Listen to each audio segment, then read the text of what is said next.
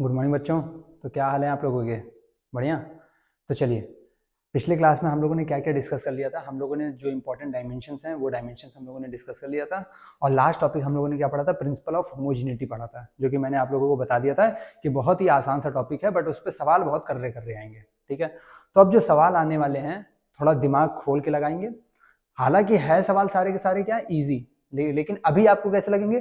Tough लगेंगे। क्यों? क्योंकि एप्लीकेशन अभी हम लोगों ने किया नहीं। हमने प्रिंसिपल ऑफ होमोजेनिटी पढ़ लिया है कि सर एक जैसे फिजिकल क्वांटिटी को ही आपस में जोड़ा या घटाया जा सकता है, या एक जैसे फिजिकल क्वांटिटी को ही आपस में कंपेयर किया जा सकता है। बट हमने ये नहीं पढ़ा सर कि उसका एप्लीकेशन कैसे करेंगे। तो अब जो हम लोग सवाल करेंगे उसमें हम लोग बेसिकली उसका क्या करने वाले हैं? एप्लीकेशन ही करने वाले हैं। ठीक है, तो चलिए समय नहीं वेस्ट करते हैं, और आज जो सेशन होगा वो सिर्फ और सिर्फ सवालों से भरा होगा। ठीक है, जो भी सवाल है मैक्सिमम इसमें जो क्वेश्चन है वो आपके पीवाईक्यूज होने वाले हैं, प्रीवियस ईयर क्वेश्चन रहने वाले हैं। कोई आईआईटी में पूछा हुआ है, कोई जेईई मेन में पूछा हुआ है, कोई नीट में पूछा हुआ है। क्लियर? मैक्सिमम जो है वो पीआईक्यूज ही आपको मिलेंगे। चलिए तो सवाल शुरू करते हैं। दिया हुआ है x, एक इक्वेशन आपको दिया हुआ है x equal to a plus B T plus C T square plus D T cube, जहां पे x जो है वो एक पोजीशन बता रहा है, यानी कि डिस्टेंस बता रहा है, और t जो है वो हमारा टाइम बता रहा है। t टाइम है, x हमारा डिस्टेंस है। तो कह रहा है find dimension of a b c and d। तो चलिए शुरू करते हैं। अगर इस इक्वेशन को देखें तो हमें पता है कि सर कि अगर ये पोजीशन है, ये अगर डिस्टेंस है, ये अगर इसका डायमेंशन l है, तो इसका भी डायमेंशन l होगा, इसका भी डायमेंशन l होगा, इसका भी डायमेंशन l होगा, इसका भी डायमेंशन l होगा। कैसे कह सकते हैं सर?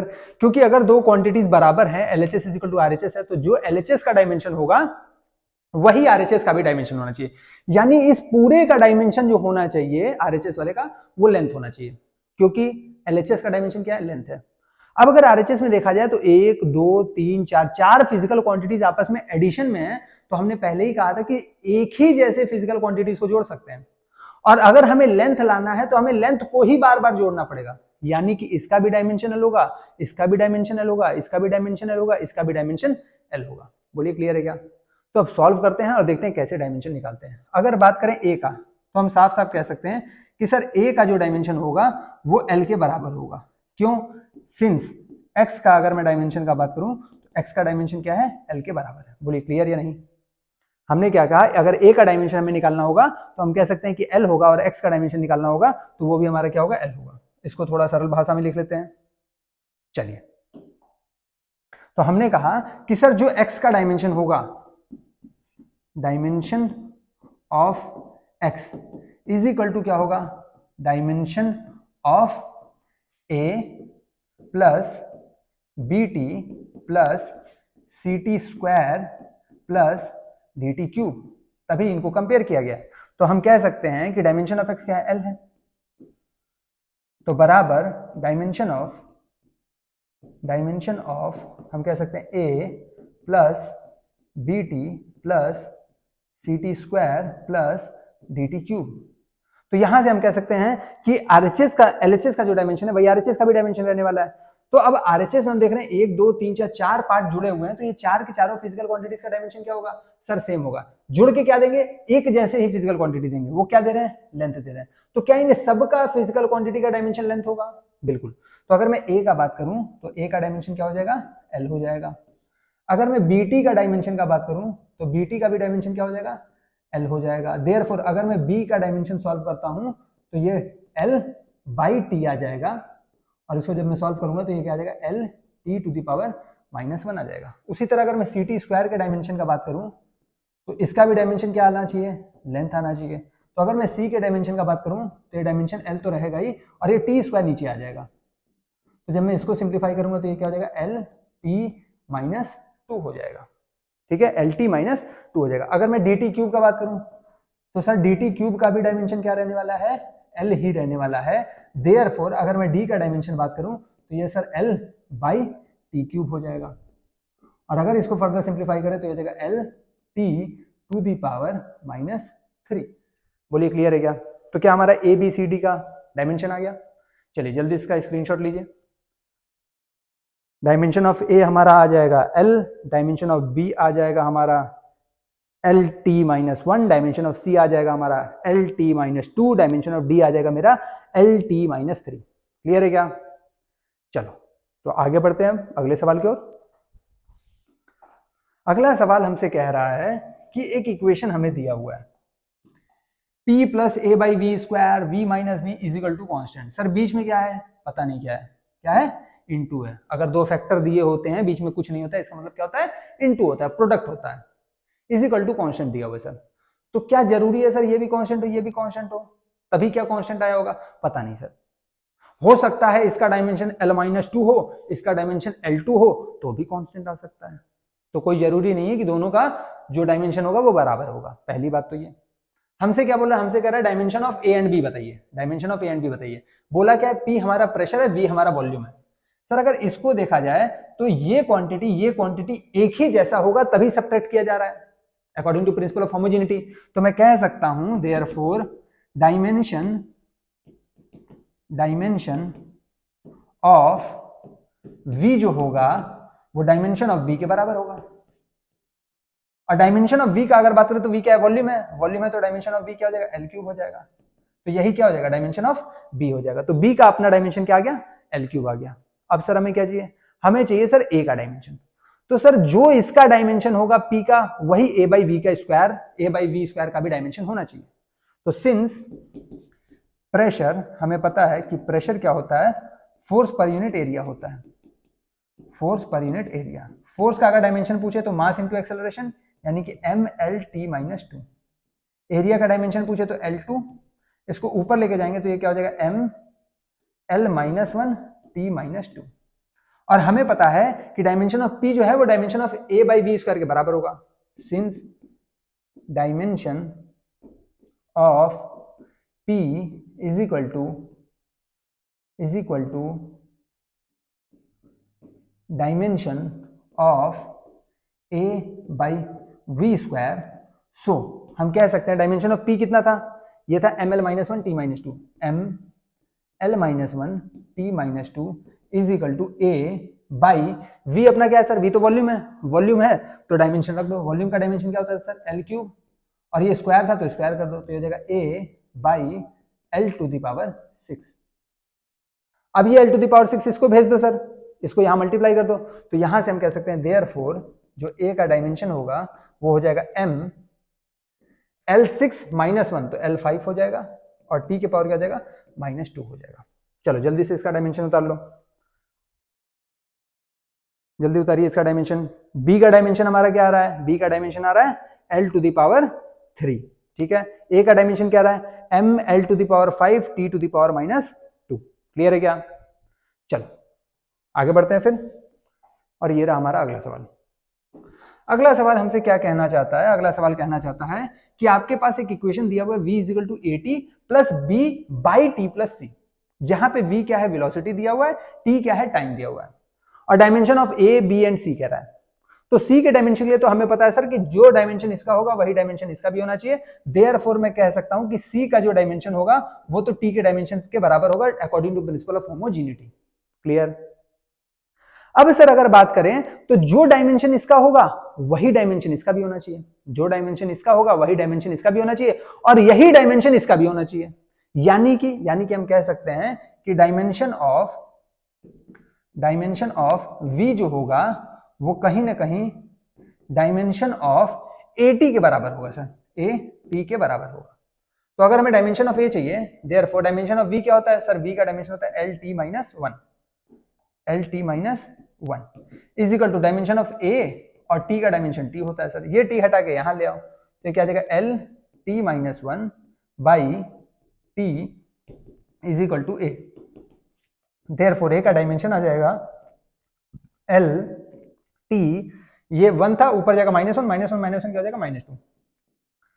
तो डायमेंशन ऑफ A आ जाएगा LT-2, डायमेंशन ऑफ C आ गया T, डायमेंशन ऑफ A आ गया LT-2, डायमेंशन ऑफ B हमें चाहिए, डायमेंशन ऑफ B हमें चाहिए। तो हमें यह भी पता है कि डायमेंशन ऑफ V जो होगा वो dimension of B by T plus C के बराबर होगा। Since dimension of B is equal to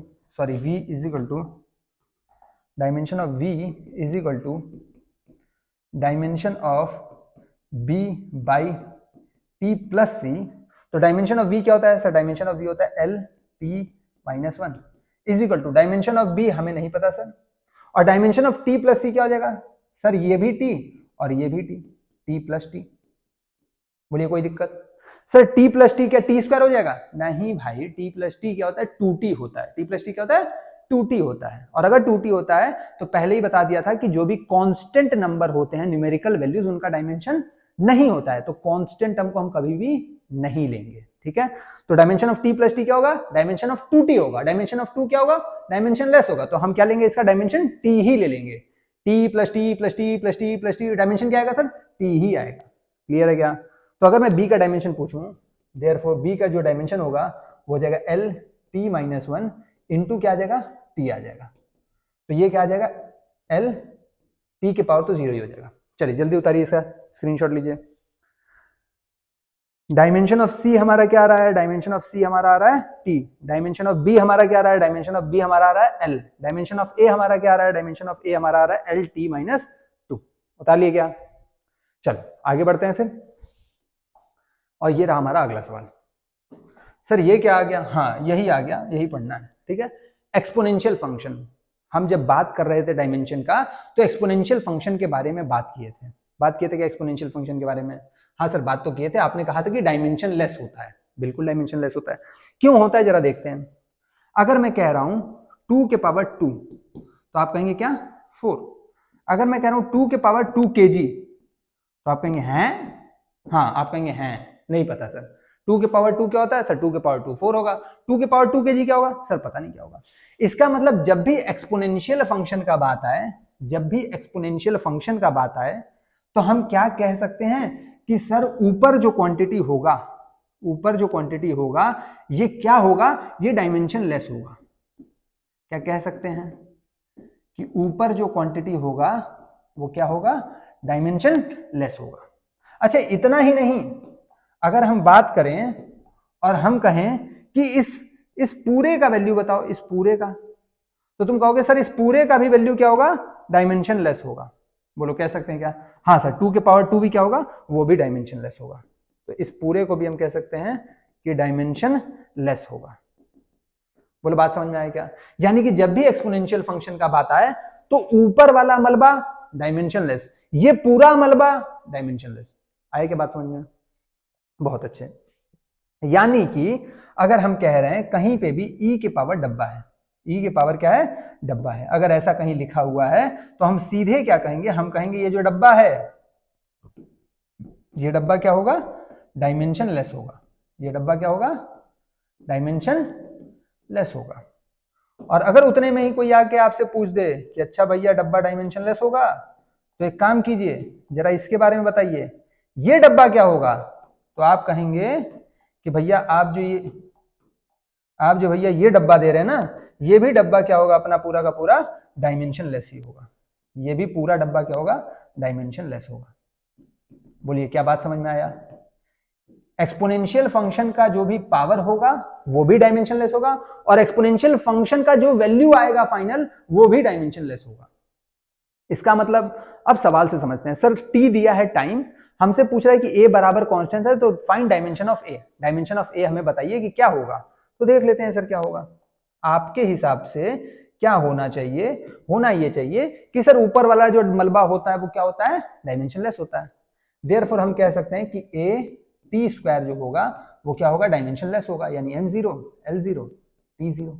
therefore अगर ए का कोई डायमेंशन पूछे तो हम कह देंगे m0 l0 t0 और डिवाइडेड बाई ये मलबा नीचे आ जाएगा टी वाला, तो टी स्क्वायर इधर आ जाएगा। तो इसको जब सिंप्लीफाई करेंगे तो टी ऊपर आ जाएगा, तो ए का डायमेंशन क्या आ जाएगा? T to the power minus 2 आ जाएगा। आएगा समझ में? चलिए स्क्रीनशॉट लीजिए इसका।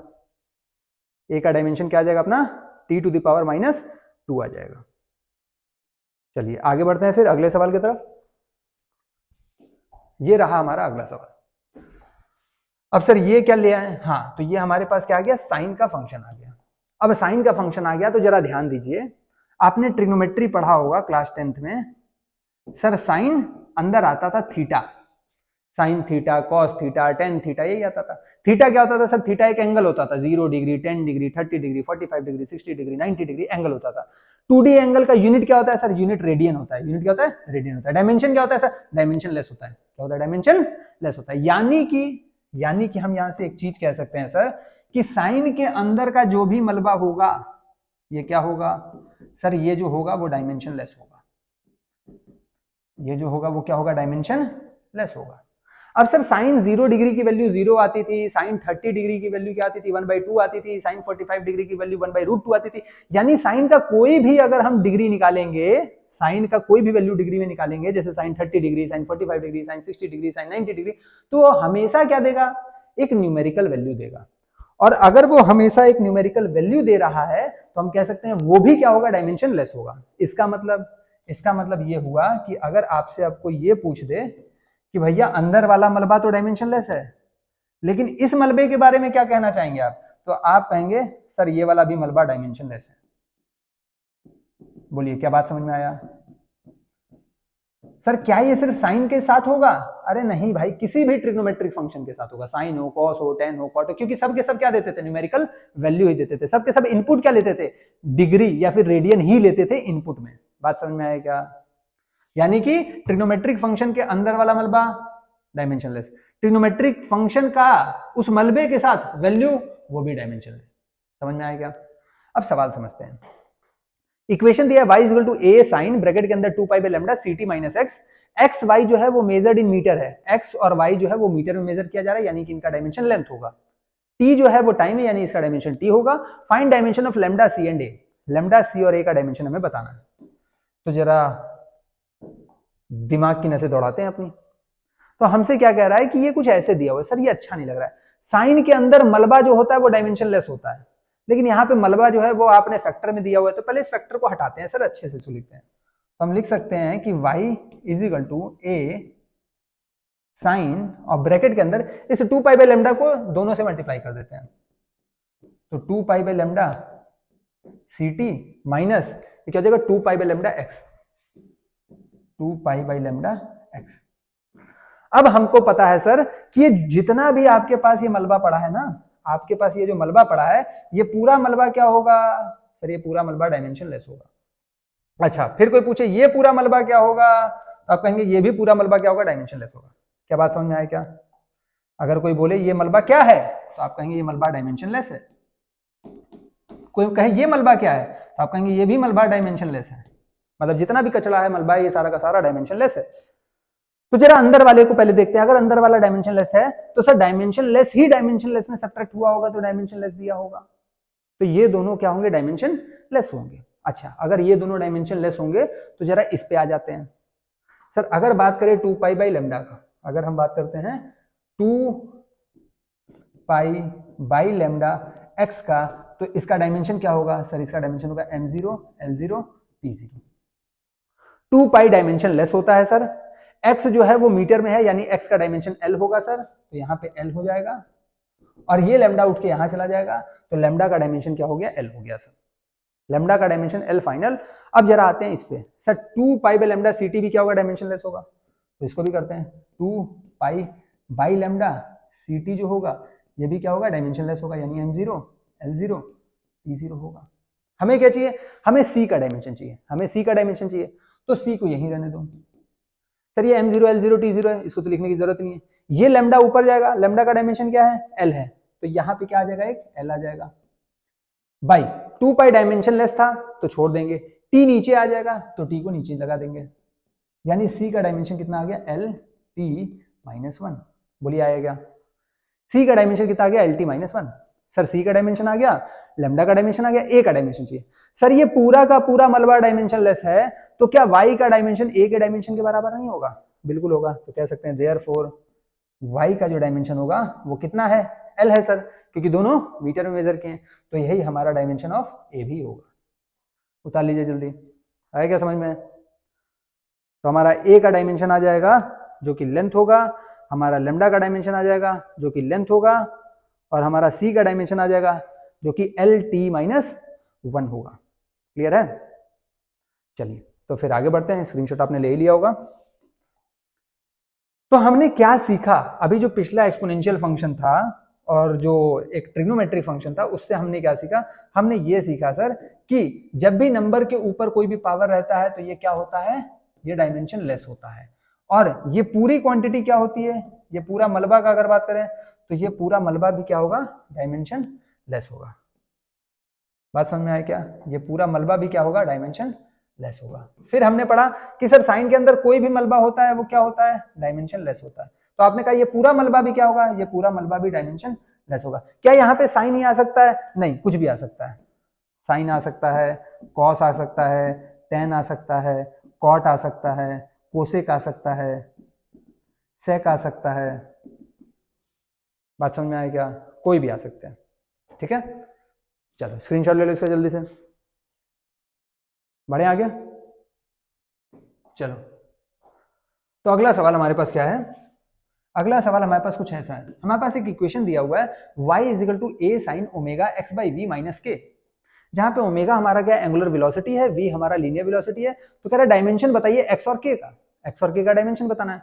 तो सर इस ओमेगा को पहले अंदर लेके जाते हैं, क्योंकि साइन के अंदर का मलबा सारा का सारा डायमेंशन लेस होता है। तो हम कह सकते हैं therefore y is equal to a sine bracket के अंदर ये हो जाएगा sir omega x by V minus ये हो जाएगा ओमेगा के। बोलिए क्लियर है क्या? कोई दिक्कत यहां तक? नहीं।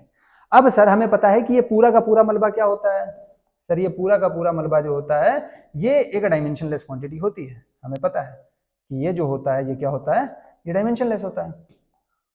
और अगर ये डायमेंशनलेस होता है तो सर ये भी डायमेंशनलेस होगा, ये भी डायमेंशनलेस होगा। इतना तो क्लियर है सर। अगर इतना क्लियर है तो चलिए आइए देखते हैं। सर अगर हम बात करें ओमेगा के का, तो ओमेगा के का जो डायमेंशन होगा वो क्या होगा? डायमेंशनलेस होगा, m0 l0 t0। तो अगर के का कोई डायमेंशन पूछे तो आप कहेंगे m0 l0 t0 by omega. Omega angular velocity, याद है क्या एंगुलर वेलोसिटी? सब वेलोसिटी होता था क्या? Displacement by time. Angular velocity क्या होगा? Angular displacement by time. Angular displacement क्या होता है सर? थीटा। थीटा क्या होता था? डायमेंशनलेस। तो डायमेंशनलेस बाय टाइम क्या आ गया unit? Time to the power -1। यानी ओमेगा का क्या यूनिट है? Time to the power -1। तो हो जाएगा m0 l0 t0 by T to the power -1। ये टी टू द पावर -1 ऊपर चला जाएगा तो इसका डायमेंशन कितना आ जाएगा? टी आ जाएगा। तो के का डायमेंशन आ गया अपना टी। अब हमें किसका डायमेंशन चाहिए? एक्स का डायमेंशन चाहिए। v अपने पास लीनियर वेलोसिटी दिया हुआ है, तो हम क्या कह सकते हैं कि ओमेगा एक्स बाई वी ये क्या होगा? डायमेंशनलेस होगा। तो m0 l0 t0। हमें डायमेंशन चाहिए किसका? हमें डायमेंशन चाहिए x का। तो x का जो डायमेंशन होगा वो यहाँ पे क्या आ जाएगा? v आ जाएगा, बाई यहाँ पे क्या आ जाएगा? ओमेगा आ जाएगा। v का हमें पता है डायमेंशन lt-1 होता है, बाई नीचे ओमेगा क्या है? ओमेगा अपना t-1 है। तो यहाँ से डायमेंशन क्या आ गया? l आ गया। उतार लीजिए, x का डायमेंशन l, k का डायमेंशन t। जल्दी उतारिए, उतार लिए क्या? x का डायमेंशन l, k का डायमेंशन t। चलिए फिर आगे बढ़ते हैं। ये रहा हमारा अगला सवाल। इक्वेशन हमसे कह रहा है कि x is equal to V naught by A, bracket के अंदर 1 minus E to the power minus A T, जहां पे x क्या है? पोजीशन है। पोजीशन है यानी कि डिस्टेंस या डिस्प्लेसमेंट है, यानी कि उसका डायमेंशन l है। t क्या है? टाइम है, डायमेंशन t है। Find dimension of A and V naught, A और वी नॉट का डायमेंशन बताना। तो जहां भी एक्सपोनेंशियल फंक्शन आ जाए, जहां भी साइन का फंक्शन आ जाए, ट्रिग्नोमेट्रिक फंक्शन आ जाए, तुरंत खुश हो जाना चाहिए। क्यों? क्योंकि सर अंदर का मलबा पकड़ना है, डायमेंशन लेस करना है। यहाँ पे फिर एक्सपोनेंशियल आ गया, अंदर का मलबा पकड़ेंगे, डायमेंशन लेस कर देंगे। तो AT जो होगा वो डायमेंशन लेस होगा। तो m0 l0 t0। देयरफॉर अगर a का कोई डायमेंशन पूछेगा तो ये जाएगा sir m0 l0 t0 by यहाँ पे सर डायमेंशन t आ जाएगा t का। इसको ऊपर भेज देंगे सर तो ये क्या आ जाएगा? t के पावर -1 आ जाएगा सर। तो a का तो डायमेंशन आ गया सर। अब हमें डायमेंशन किसका चाहिए? v0 का चाहिए सर। सर ये डायमेंशन लेस है, ये डायमेंशन लेस, तो ये डायमेंशन लेस, ये न्यूमेरिकल वैल्यू है तो ये भी डायमेंशन लेस। तो डायमेंशन लेस में डायमेंशन लेस गया, डायमेंशन लेस बचा। तो ये पूरी क्वांटिटी डायमेंशन लेस, यानी कि जो x का डायमेंशन होगा वही v नॉट बाई a का डायमेंशन होगा क्या? Therefore dimension of x is equal to dimension of v naught by a, dimension of v naught by a। हमें डायमेंशन ऑफ किसका निकालना है? हमें डायमेंशन निकालना है सर v नॉट का। x तो हमें पता है कि लेंथ में, तो हम कह सकते हैं यहां से कि therefore x into a is equal to क्या आ जाएगा? v नॉट आ जाएगा। x का डायमेंशन पता है क्या? हाँ, x लेंथ है सर। a का डायमेंशन पता है क्या सर? a का डायमेंशन t-1 है सर। तो यही अपना डायमेंशन हो जाएगा v नॉट का। देयरफॉर हम कह सकते हैं कि v नॉट का डायमेंशन अपना क्या आ जाएगा? l-t-1। नोट डाउन कीजिए इसको जल्दी। ए का डायमेंशन क्या आया t-1, वी नॉट का डायमेंशन क्या आया lt-1। क्लियर है क्या? चलो आगे बढ़े फिर, चलिए आगे बढ़ते हैं अगले सवाल पे। एक बार देखिए रिकॉर्डिंग तो हो रहा है, रिकॉर्डिंग बंद तो नहीं हो गया। पिछले क्लास में भी ऐसे ही हुआ, न्यूमेरिकल करा दिए, पूरा का पूरा न्यूमेरिकल करा दिए, अब वो भैया आवाज ही नहीं आया मेरा। ये हुआ क्या कि ये माइक जो लग रहा है आपको दिख रहा होगा यहाँ पे, ये शाइन कर रहा होगा लाइट, उसमें ये क्या था, माइक ही बंद हो गया था। अब भैया हम तो बोले जा रहे हैं, हम तो चिल्लाए जा रहे हैं, वो रिकॉर्ड तो हो गया, आवाज ही नहीं आया, फिर से रिकॉर्ड करना पड़ रहा। चलिए तो क्या करना है, force is equal to X by root density है, तो हमें find dimension of X, X का हमें डायमेंशन बताना है। ये तो बहुत लल्लू सवाल लग रहा है, चलिए मेरे साथ साथ ट्राई कीजिए सब कोई। एक्स का अगर डायमेंशन बताना है तो हम कह सकते हैं force into root density, X force into root density जो होगा यही एक्स के बराबर होगा। फोर्स का अगर डायमेंशन पूछे तो फोर्स होता है मास इनटू एक्सेलरेशन, एक्सेलरेशन का होता है L T minus two. Density का बात करें तो डेंसिटी होता है मास पर यूनिट वॉल्यूम, तो M L to the power minus 3, यही एक्स का डायमेंशन होगा। इसको सिंप्लीफाई कर देते हैं तो ये हो जाएगा M L T minus two. इसको अगर सिंप्लीफाई करेंगे तो एम के पावर 1/2 एल के पावर माइनस 3/2, यही डायमेंशन ऑफ एक्स होगा। इसको और फर्दर सिंप्लीफाई कर दिए, एम के पावर 1 प्लस 1/2 एम के पावर 3/2 हो जाएगा, एम के पावर 3/2 एल के पावर 1 माइनस 3/2 तो ये हो जाएगा माइनस 1/2 और टी के पावर माइनस 2। चलो जल्दी इसको उतारो, तो एक्स का डायमेंशन क्या आ गया, एम के पावर 3/2 एल के पावर माइनस 1/2 और टी के पावर माइनस 2। क्लियर? चलो ले ली स्क्रीनशॉट, आगे बढ़ते हैं फिर। ये रहा हमारा अगला सवाल, ये तो और भी चटपटा सवाल और बहुत ही लल्लू सवाल। क्यों sir? dy by D T equal to 2 omega sine omega T plus five है, साइन के अंदर वाला मलबा क्या होता है सर, डायमेंशनलेस होता है, find dimension of omega T plus five. Low sir यही तो पूछ दिया, तो ये क्या होगा सर, डायमेंशन इसका होगा ही नहीं, it will be dimension less, यानी कि इसका डायमेंशन क्या होगा m0 l0 t0।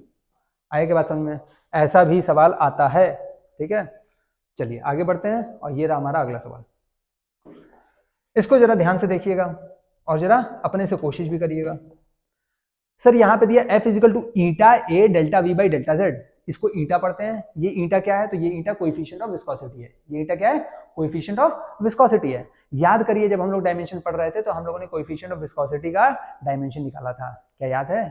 कुछ ऐसा था, m l के पावर -1 t के पावर -1। तो सर यहाँ पे कोएफिशिएंट ऑफ विस्कोसिटी क्या चेंज हो जाएगा? अरे नहीं भाई वही रहेगा, कोएफिशिएंट ऑफ विस्कोसिटी थोड़ी चेंज हो जाएगा सर, उसकी न्यूमेरिकल वैल्यू चेंज होगी ना, कोएफिशिएंट ऑफ फ्रिक्शन की वैल्यू चेंज होगी, उस फ्रिक्शनल फोर्स का डायमेंशन थोड़ी बार बार चेंज हो जाएगा।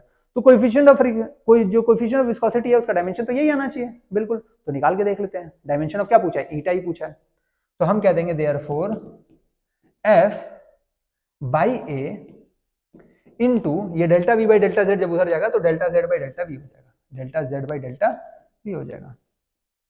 Delta V by delta Z क्या, वेलोसिटी ग्रेडियंट, यानी वेलोसिटी पर यूनिट लेंथ, यानी change in velocity by change in length. अब आप चेंज इन वेलोसिटी का बात करें चाहे वेलोसिटी का बात करें, डायमेंशन सेम। आप चेंज इन लेंथ का बात करें या लेंथ का बात करें, डायमेंशन सेम। तो चलिए यहां से हमारा क्या आ जाएगा, ईटा आ जाएगा। तो जरा निकालते हैं। सर फोर्स का अगर बात किया जाए डायमेंशन तो मास इंटू एक्सेलरेशन, तो एम एल टी माइनस 2 होगा।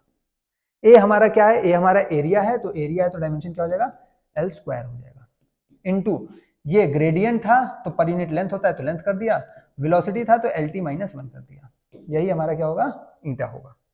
अब इसको फर्दर सिंप्लीफाई किया जाए, एम ऊपर सिर्फ एक ही है नीचे कुछ नहीं है, तो एम के पावर 1 ही रह जाएगा। एल देखा जाए तो L1 L2, 2 ऊपर है 2 नीचे है, कट जाएगा, एक नीचे और है ऊपर आएगा तो -1 हो जाएगा। टी देखा जाए तो -2, ये -1 ऊपर आ जाएगा तो -2 + 1 -1, तो टी के पावर -1, यही हमारा क्या हो जाएगा, कोएफिशिएंट ऑफ विस्कोसिटी हो जाएगा। क्या यही आ रहा है ml-1 t-1? हाँ यही तो आ रहा है सर, ml-1 t-1। तो इसको याद रखेंगे, कोएफिशिएंट ऑफ विस्कोसिटी क्या बोला था उस टाइम भी याद रखने को, ठीक है, बार बार निकालेंगे नहीं, हमारा समय बच जाएगा, ठीक है। चलो तो आगे बढ़ते हैं, ये रहा हमारा अगला सवाल, अगला और लास्ट सवाल, ठीक है, आज के लिए ये आखिरी सवाल रहेगा हमारा। ये भी काफी अच्छा सवाल है और बहुत इजी भी सवाल है, तो ध्यान से देखिएगा। कह रहा है find dimension of alpha and beta.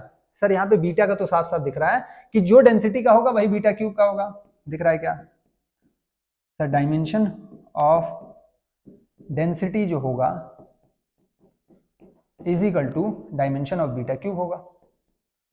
हाँ सर ये दिख तो रहा है, कि डायमेंशन ऑफ जो डेंसिटी होगा वही डायमेंशन ऑफ बीटा क्यूब होगा।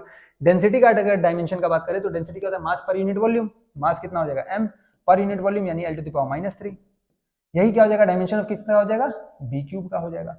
अब अगर हमें डायमेंशन ऑफ b चाहिए तो हम क्या करेंगे, 1/3 कर देंगे। तो यहाँ पे भी हम क्या करेंगे, m L⁻³ whole to the power 1/3 is equal to beta cube whole to the power 1/3। तो यहां से अगर इसको सिंप्लीफाई करेंगे तो आ जाएगा m के पावर 1/3 l के पावर -1, यही हमारा क्या आ जाएगा, डायमेंशन ऑफ बीटा आ जाएगा। सर डायमेंशन ऑफ बीटा तो आ गया, अब जो डायमेंशन ऑफ बीटा क्यूब होगा वही डायमेंशन ऑफ डेंसिटी होगा, यानी जो डायमेंशन ऑफ डेंसिटी होगा वही डायमेंशन ऑफ बीटा क्यूब होगा, यानी नीचे वाले का पूरा का डायमेंशन क्या होगा, सर डेंसिटी वाले के बराबर होगा।